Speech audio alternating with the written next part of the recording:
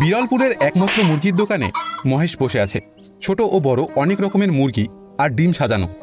তার দোকানে একজন ব্যক্তি এলো। মহেশ, ডিম কত করে? মাত্র 12 টাকা প্রধানবাবু। এক জোড়া 12 টাকা? না না প্রধানবাবু, একটা ডিমের দাম 12 টাকা। এত বেশি দাম বলছো কেন? আজ এই দামেই চলছে।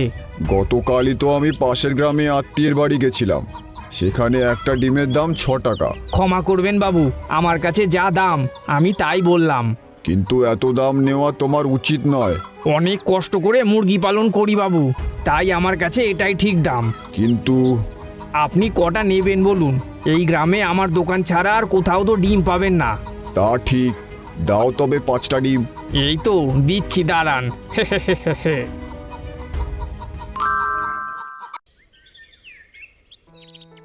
প্রধান রাস্তা দিয়ে যাচ্ছে, এমন সময় তার সাথে এক যুবকের দেখা হয়। প্রধানবাবু যে আপনাকে এমন দেখাচ্ছে কেন? কিছু হয়েছে নাকি? আর বলো না সুমন, সুযোগ বুঝে মহেশ আমাদের খুব ঠকাচ্ছে। কি হয়েছে খুলে বলুন তো। কি বলবো, এই গ্রামে আর কোনো ডিমের দোকান নেই বলে যা খুশি দাম নিচ্ছে। ভাবছি কয়েকটা মুরগি কিনে সেগুলোর ডিম গ্রামবাসীদের কাছে কম দামে বিক্রি করব। সেটা যদি করতে পারো তো খুব ভালো হয়, কিন্তু কিন্তু কি প্রধানবাবু? তেমন কিছু না, তুমি চেষ্টা করে দেখো আগে।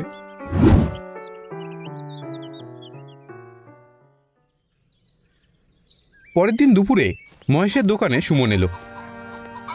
মহেশদা, 7টা বাচ্চা মুরগি পাওয়া যাবে? আরে হ্যাঁ ভাই, নিশ্চয়ই পাওয়া যাবে, কিন্তু এতগুলো মুরগি দিয়ে তুমি কি করবে? পুষবো দাদা। কত দাম লাগবে? 1000 টাকা দিও। এত দাম? হ্যাঁ ভাই, শখ করে যখন বাড়িতে মুরগি পুষবে তাহলে তো দাম দিতেই হবে। আচ্ছা, তাই দাও। এই নাও ভাই, খামারের সবচেয়ে ভালো মুরগিগুলো তোমায় দিলাম, বুঝলে?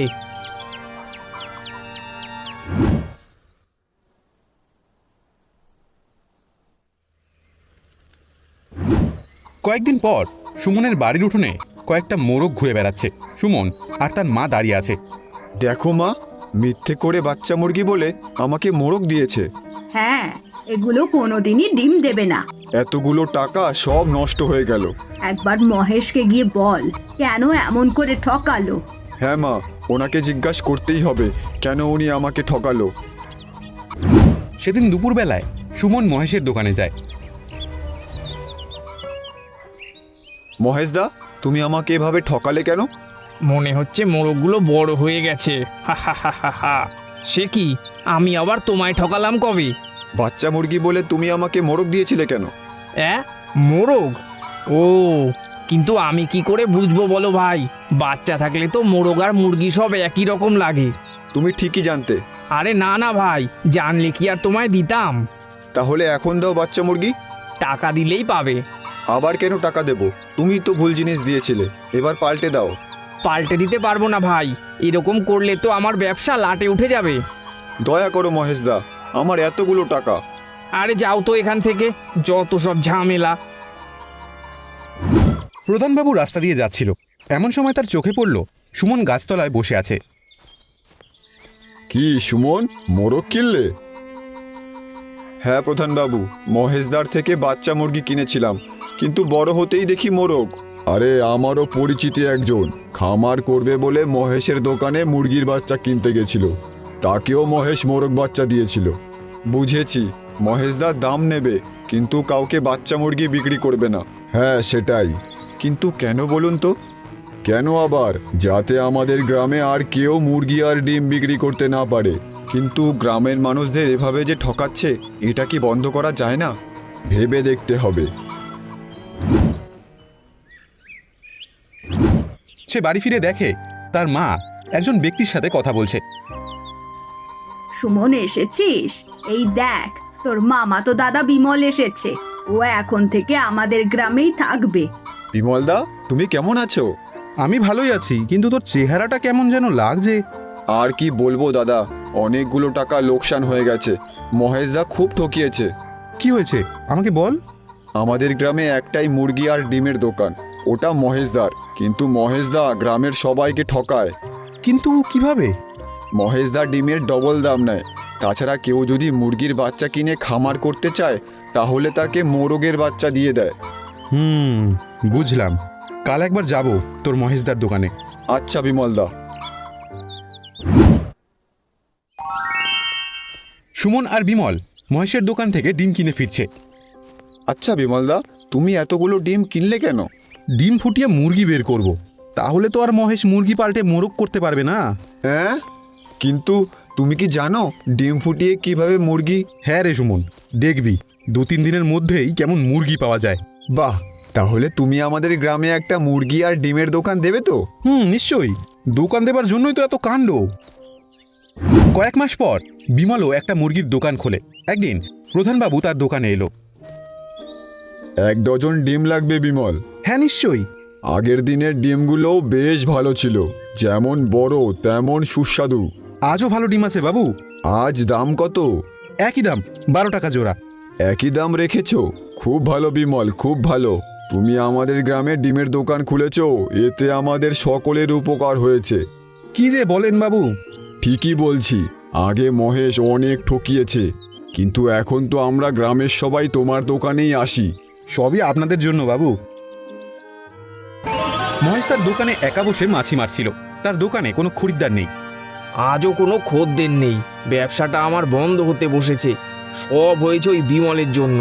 যেমন করেই হোক ওর খামারের 12টা বাজাতেই হবে।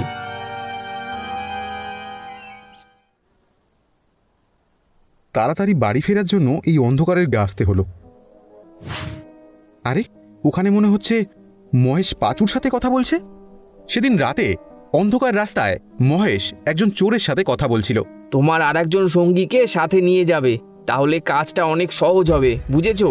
এমন সময় বিমল একটা গাছের পাশ থেকে সব শুনে নেয়। বুঝেছি মহেশদা, পচাকে নিয়ে কাল রাতেই বিমলের খামার পুরো ফাঁকা করে দেব। দেখো যেন কোনো ভুল না হয়। আর এই নাও তোমার অগ্রিম টাকা। বাকি টাকা তুমি কাজ হওয়ার পর পাবে। খামার বাঁচাতে কিছু একটা করতে হবে। রাতে বিমলের খামারের গেট খুলে চোরগুলো ঢুকলো। যখনই তারা ভেতরে প্রবেশ করে খামারের গেটটা আপনি থেকেই বন্ধ হয়ে যায়। শব্দ না করে চলে আয় আমার পিছন পিছন। ঠিক আছে সর্দার। খামারে কেউ আসে বলে তো মনে হচ্ছে না। সহজেই কাজটা হাসিল হয়ে যাবে, বুঝলি? আজ্ঞে সর্দার। চোরেরা ব্যাগ ভর্তি করে খামারের জিনিস নিয়ে ছুটলো গেটের দিকে। কাজ হয়ে গেছে, এবার চুপচাপ কেটে পড়তে হবে। হ্যাঁ সর্দার। এ কি, গেট খুলছে না কেন? গাছের গুড়ি পইরে গেটের সামনেটা তো বন্ধ হয়ে গেছে সর্দার। চল খামারের পেছন দিক দিয়ে যাওয়া যায় কিনা দেখি। আচ্ছা সর্দার। পেছন গেটের সামনে একটা বড় গর্ত করা, আর সেদিকেই চোরেরা ছুটছে। ওরে বাবা রে, এ যে গর্ত! বাঁচাও! তোমাদের অনেক ধন্যবাদ ভাইরা। এই চোরদের ধরতে পারলাম তোমাদের জন্যই। গাছের গুড়িটা ফেলে কিন্তু দারুণ বুদ্ধি করে চোরদের আটকেছিলে বিমলদা। হ্যাঁ, গর্তটাও বেশ কাজের হয়েছে। চলো ওদের বেঁধে ফেলি তাড়াতাড়ি। কাল গ্রাম প্রধানের বিচার সভায় নিয়ে যাব। গ্রাম প্রধানের বিচার সভায় সকলে এসেছে। এই যে পাচু, বিমলের খামারে কেন চুরি করতে গেছিলে? বাবু, মহেশদা আমাদের টাকা দিয়েছিল ওই বিমলের খামারে চুরি করার জন্য। হ্যাঁ বাবু। মহেশ, এসব সত্যি? বিমল কম দামে মুরগি আর ডিম বেচতো। আমার ব্যবসা বন্ধ হতে বসেছিল। তাই তুমি বিমলের ক্ষতি করতে চেয়েছিলে? তোমাকে এর শাস্তি পেতেই হবে। আমরা মহেশদার শাস্তি চাই। মহেশ, তোমাকে এই গ্রাম থেকে বহিষ্কার করা হলো। জয় গ্রাম প্রধানের জয়! জয় গ্রাম প্রধানের জয়! আমাকে ক্ষমা করে দিন বাবু, আমাকে ক্ষমা করে দিন। গ্রামবাসীরা তোমাকে এই শাস্তি দিয়েছে, তোমাকে এটা মানতেই হবে। বিমলদা, মহেশদার মতো লোভী লোকের থেকে আজ আমাদের গ্রাম সম্পূর্ণ মুক্তি পেল। ঠিক বলেছে, লোভীর সঠিক শাস্তি হলো।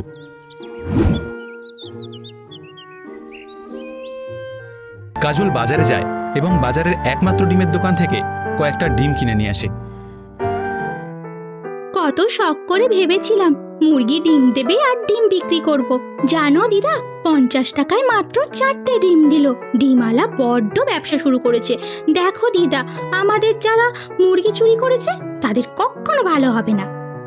যে অপরের ক্ষতি করে তাদের কখনো ভালো হয় না। চল চল, ডিম থেকে ছানা বার খোয়ার চেষ্টা করি।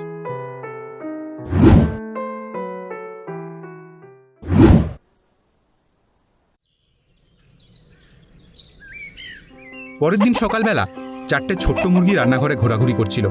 তাই দেখে বুড়িমা অবাক হয়ে যায়। আরে দেখ, কি আজব কাণ্ড! 4টে মুরগি হয়েছে, দেখ কাজল দেখ রে। আরে বুড়িমা, একটা কাণ্ড দেখেছো? একটা মুরগি দেখতে পুরো সোনালী রঙের, পুরো যেন সোনার মুরগি মনে হচ্ছে। হ্যাঁ রে, আজব কাণ্ড তো। চই চই চই আয় আয় আয় আয়, চই চই চই আয় আয় আয় আয় আয় আয়। ভালো করে মুরগিগুলোকে খুদ সেদ্ধ দে রে দিদি ভাই। তোর খুড়িমা ফিরে এলে তাকে সব খুলে বলবি, বুঝলি, যে চোরে আমাদের সব নিয়ে গেছে। হ্যাঁ গো বুড়িমা, সব খুলেই বলতে হবে।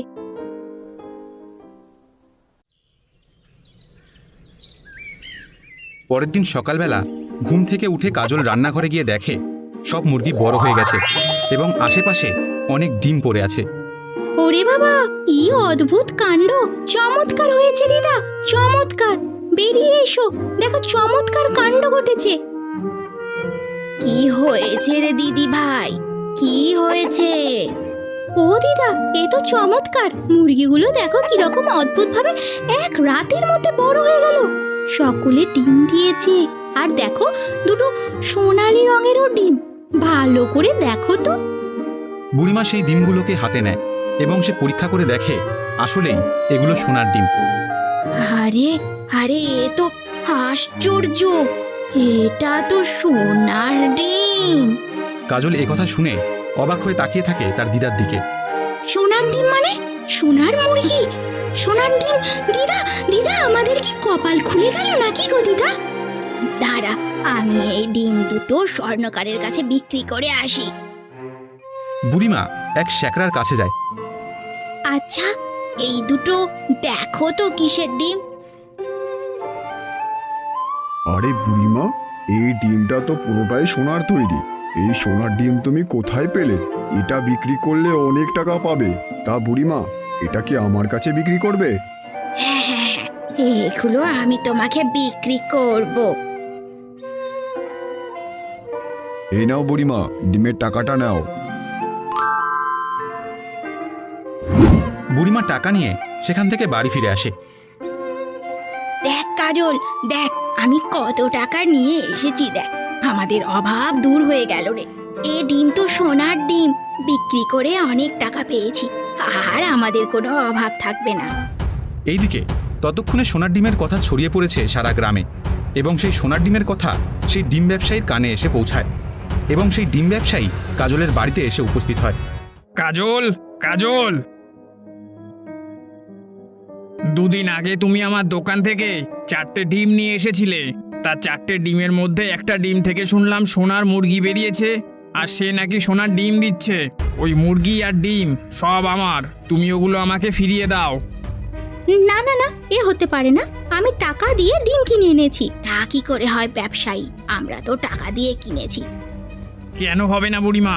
50 টাকা দিয়ে 4টে ডিম কিনেছো, তার মধ্যে ওই সোনার মুরগির ডিমটা চলে এসেছে। ওই ডিম সমেত মুরগিটার কত দাম হবে বলো তো? তোমার লাগলে আমার কাছ থেকে 1 কোটি টাকা দিয়ে কিনে নাও, আর নয়তো ওই মুরগি সমেত ডিমটা আমাকে ফিরিয়ে দাও। তা হবে না। 50 টাকায় সোনার মুরগি পাওয়া যায় না রে বুড়ি। তুই কি ভেবেছিস ভালোই ভালোই আমাকে দিয়ে দে, নয়তো আমি তোর সর্বনাশ করার আগে একবারও ভাববো না। তা যা করবি করে নে, আমি আমার মুরগি দেব না। ডিম ব্যবসায়ী রেগে সেখান থেকে চলে যায়। রাতের বেলায় সেই ডিম ব্যবসায়ীর পাঠানো চোর এসে উপস্থিত হয় কাজলের বাড়িতে।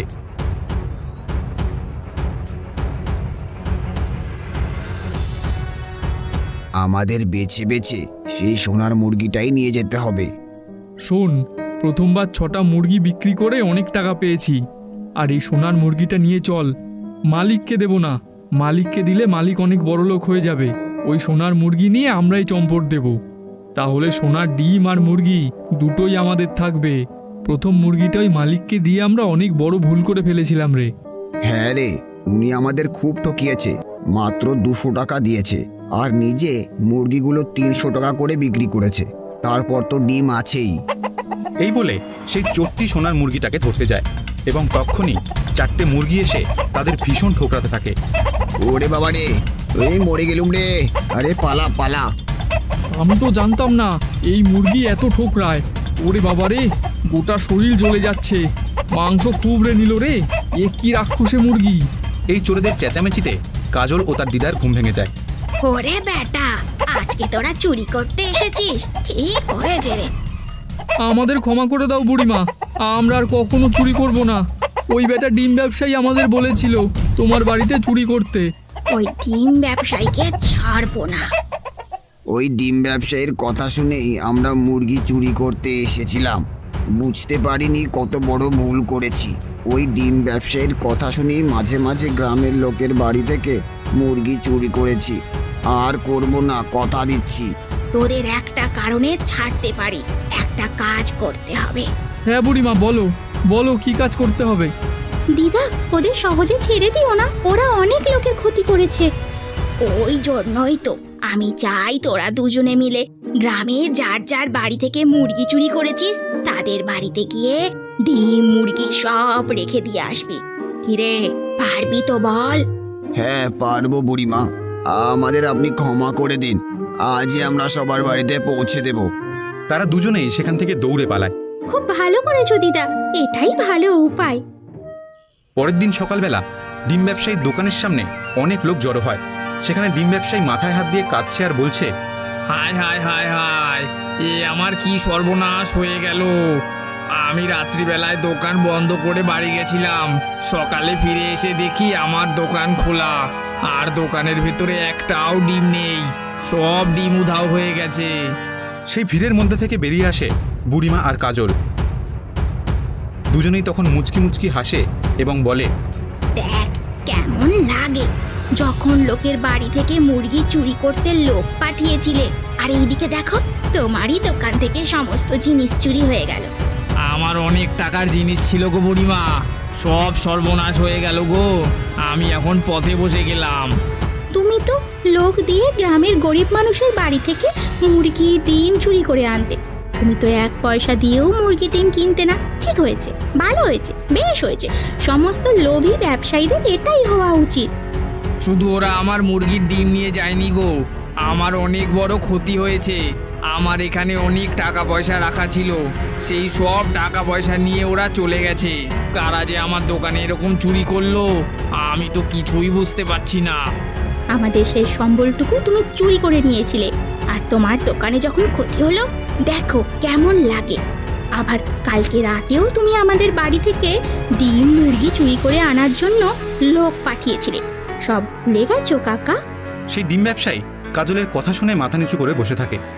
একেই বলে যেমন কর্ম তেমন ফল। অপরের ক্ষতি করলে তোমারও একদিন ক্ষতি হবেই। চল চল কাজল, আমাদের অনেক কাজ আছে, চল। আমিও খুড়িমায়ের মুরগিগুলো পেয়ে গেলাম, ভালোই হলো। খুড়িমা এলে সব ঘটনা বলবো।